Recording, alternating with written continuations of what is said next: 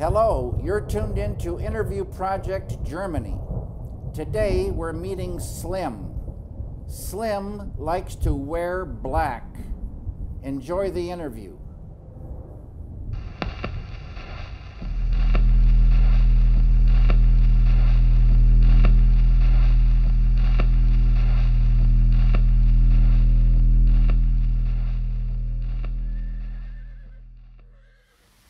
Also mein Name ist Salim Abutar, ich bin 24 Jahre alt, komme aus Hannover, habe eine Zeit lang zwar in Lehrte gewohnt, aber bin dann wieder nach Hannover-Garbsen jetzt gezogen.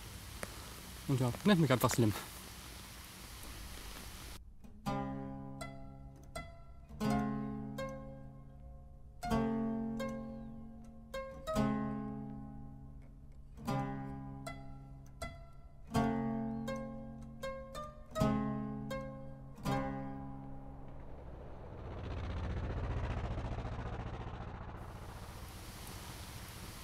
Mein Vater, ja, der kommt aus dem Ostbereich, Libanon, Beirut, um genau zu sein. Meine Mutter ist Deutsche, ist hier groß geworden, auch in Hannover, soweit ich weiß. Und ja, nicht viel aufregend sonst. Also an die Scheidung direkt kann ich mich sehr gut erinnern, weil es mich sehr getroffen hat, weil ich damals schon der Überzeugung war, also, dass ich meinen Vater dann nie wiedersehen werde, dass es wirklich so ein endgültiger Schnitt wäre. Ich war total fertig und am Boden.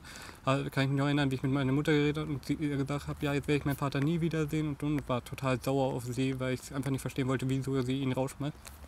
Berechtigte Gründe hatte, die will ich jetzt nicht weiter ausbreiten, aber auf jeden Fall, damals das war echt schlimm gewesen. Also meine Jugendzeit würde ich als stressig bezeichnen, einfach weil das ist so die Zeit, wo die Leute angefangen haben, also beziehungsweise die Mitschüler drauf angefangen haben, drauf rumzureiten, wenn man dicker war oder anders war oder.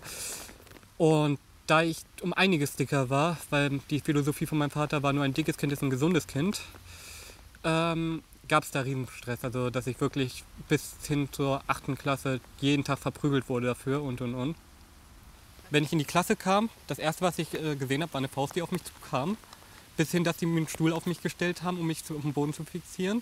Stühle, die auch noch meine Mutter gespendet hat für die Klasse. Ironie, ich weiß. Und mich dafür dann zusammengetreten haben, einfach nur, weil ich dick war. Weil ich anders war, weil ich so war, weil ich der Einzige doch war, den die wohl in der Form so kannten.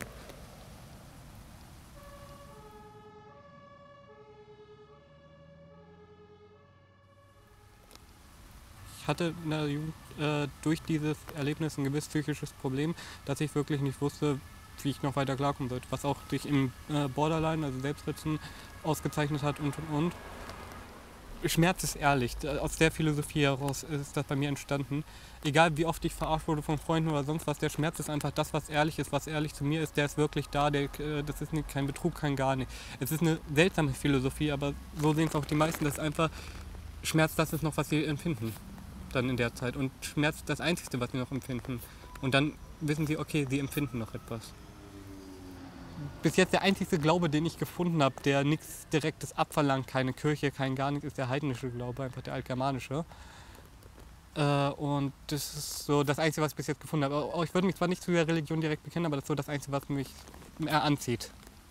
Einfach ein Glaube basierend auf Ehre, Stolz, Ehrlichkeit, der einfach nur von dir verlangt, sei ehrlich, handel ehrvoll gegenüber deiner Frau, sei ehrlich gegenüber den Menschen, die du magst oder auch die du nicht magst. Selbst zu deinen schlimmsten Feinden, sei ehrlich denen gegenüber. Ich hoffe ganz ehrlich, dass es mehr gibt als das, was man hier sieht. Also, weil irgendwann wird die Erde komplett entdeckt sein, irgendwann wird das Weltall ausgeschöpft sein, vielleicht gibt es. Und dann, was ist dann? Und ich hoffe, dass es dort noch mehr gibt, einfach nach dem Leben.